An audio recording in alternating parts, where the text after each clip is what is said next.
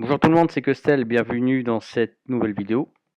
À l'issue de cette vidéo, vous serez capable de réaliser vous-même vos propres antennes dipôle FPV. Pour ce faire, on va aborder 4 points. On va voir ensemble les informations, on va voir ensemble la formule de calcul, un peu de théorie. Je vais vous mettre à disposition un simulateur pour calculer la longueur de ces antennes et ensuite on passera à une fabrication très rapide pour vous montrer à quel point c'est simple de réaliser une antenne dipôle.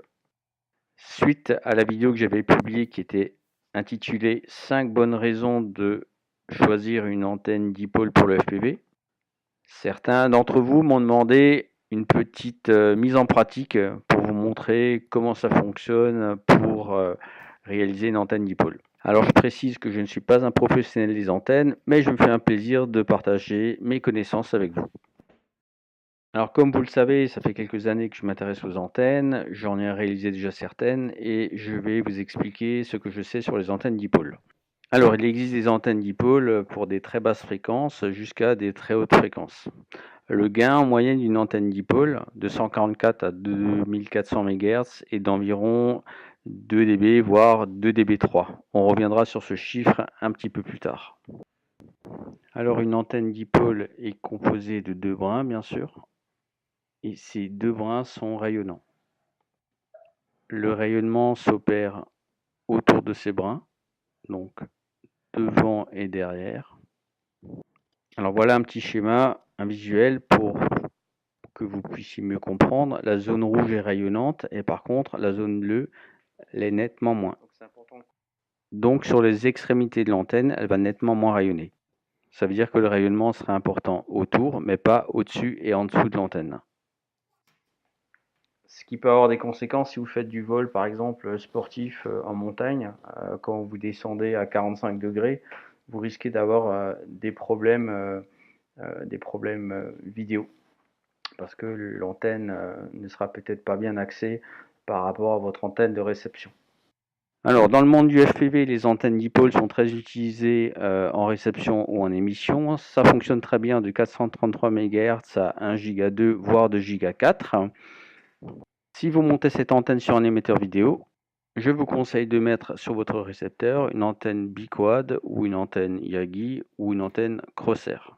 Ce sont des antennes intéressantes si vous souhaitez faire du long range, vous pouvez le monter sur votre VTX ou bien sur votre module 433 MHz. Bon, maintenant je vais vous expliquer pourquoi c'est important d'avoir du gain. Donc, admettons que vous avez un émetteur de 800 mW et une antenne dipôle avec un gain de 2 dB. Ça équivaut à un coefficient donc multiplicateur 2 dB, ça équivaut à 1,6. Donc ça veut dire qu'en théorie, vous allez avoir au bout de l'antenne une puissance équivalente à 1280 mW, soit 1,3 watts. En clair, avec un émetteur de 800 mW et une antenne de 2 dB, vous retrouvez avec une puissance équivalente de 1,3 watts. On va faire une autre expérience. Admettons que vous avez une paperbox qui fait 12 dB. On prend le même VTX, 800 mW. On va brancher ça donc sur cette antenne qui fait 12 dB. Donc ça va nous faire un coefficient de 15,9 et ça va nous donner 12 720 mW, soit 12,7 watts. Bon, regardez bien. Regardez bien. 800 mW avec 2 dB, ça vous fait 1,3 watts. Et 800 mW avec 12 dB, ça vous donne 12,72 watts. Donc en clair, ça sert à rien de mettre des émetteurs super puissants si vous mettez des antennes avec un mauvais gain ou qui sont tout simplement mal réglées. Bon, on va quand même parler de la théorie rapidement, il faut passer par là. Alors, comment calculer un brin rayonnant d'une antenne dipôle? Alors, la formule de calcul d'un élément rayonnant en onde entière est la suivante. C'est la longueur d'onde sur V, la vitesse de la lumière, divisée par la fréquence. Donc, je l'ai marqué en dessous. longueur d'onde est égale à la vitesse de la lumière divisé par la fréquence multiplié par le coefficient de vélocité multiplié par la longueur d'onde.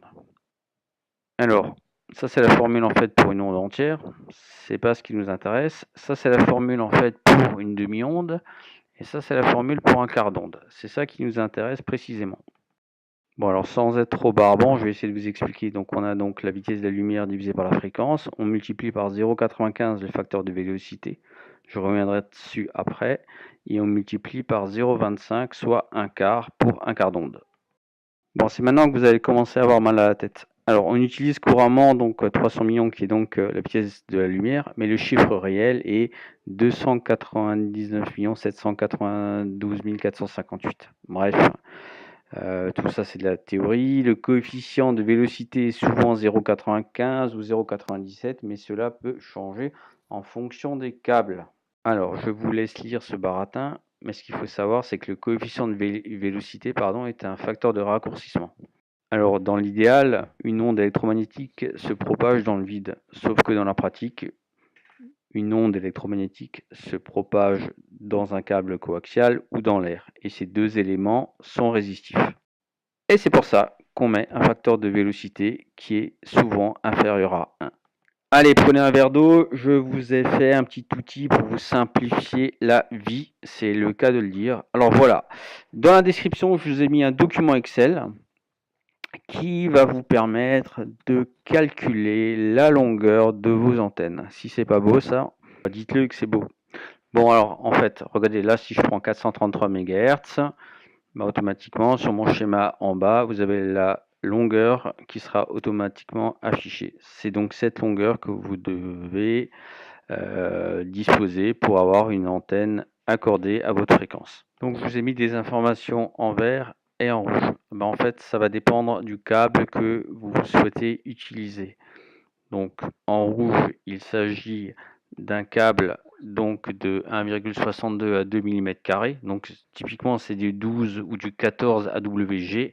Et en vert, en fait, c'est du 22 AWG, donc ça fait 0,644 mm².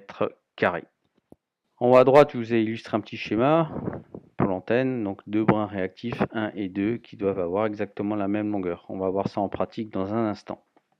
Bon, en tout cas, c'est tout simple. Ce document Excel est accessible en fait dans la description par téléchargement. Si vous avez des questions quant à l'utilisation, n'hésitez pas à me contacter, je vous répondrai avec plaisir. Alors, si vous allez sur Google et que vous tapez Antenna Dipole Calculator, vous allez tomber sur bon nombre de sites avec des simulateurs en ligne. Je trouve ça intéressant. Le problème, c'est que pour ma part, je trouve que c'est souvent imprécis. Ce sont des cotes en fait qui sont exprimées en inch et ils ne prennent pas toujours en compte le facteur de vélocité. Mais vous pouvez tester, ça peut être intéressant de comparer les résultats. Bien, après cette grosse théorie qui nous a fatigués, on va passer à la pratique. C'est très simple, hein, il vous faut un petit peu de matériel, la gaine thermo, un fer à souder, du câble, ça c'est important, câble 50 ohms, privilégié du RG174 ou du RG316. Le câble électrique, respectez scrupuleusement les diamètres que vous avez vus dans le calculateur. Pince coupante, pince plate, qu'est-ce qu'il faut d'autre encore? Un fer à souder, il vous faut éventuellement un pistolet à colle chaude, il vous faut bien sûr un mètre assez précis, bien entendu. Et puis, je pense que ça devrait être bon. Bon, allez, c'est parti, on commence. Donc, la première chose, moi j'ai donc ce câble. Je le coupe parce que je l'avais en rab.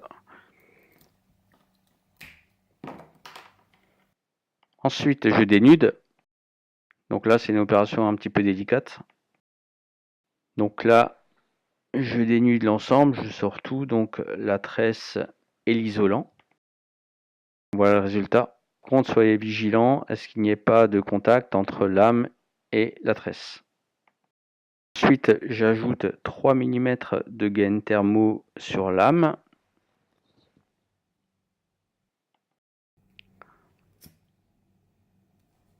Voilà, la gaine thermo est maintenant bien positionnée.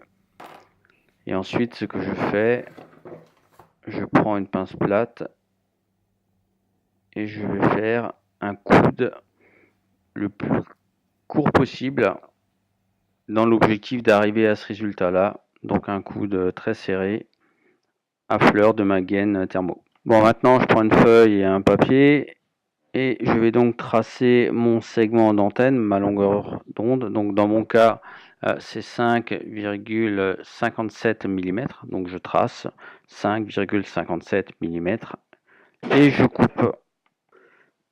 Ensuite, je réitère l'opération avec le deuxième câble. Donc l'important, c'est qu'ils aient tous les deux la même longueur.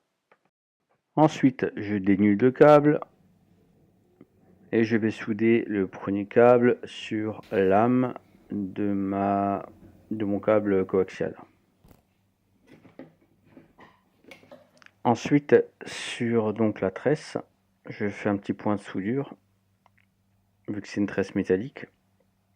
Mais la tresse cuivre, ça fonctionne pareil. Et je vais donc souder le deuxième brin rayonnant dessus. Alors ensuite, dans mon cas, je vais rajouter des protections d'antenne, ce qui va conférer à l'antenne, en tout cas au câble, une certaine rigidité. C'est typiquement des protections d'antenne pour les boîtiers radiocommandés, mais vous pouvez aussi prendre il existe pas mal de matériaux pour rigidifier finalement cette antenne. L'important, c'est que les deux brins soient à 180 degrés. Ça, c'est très important. Et surtout, n'utilisez pas du carbone ou du métal pour faire ce que je viens de faire. Alors, le but de cette section pratique, c'est de vous montrer comment faire une antenne très rapidement. Donc là, je m'embête pas.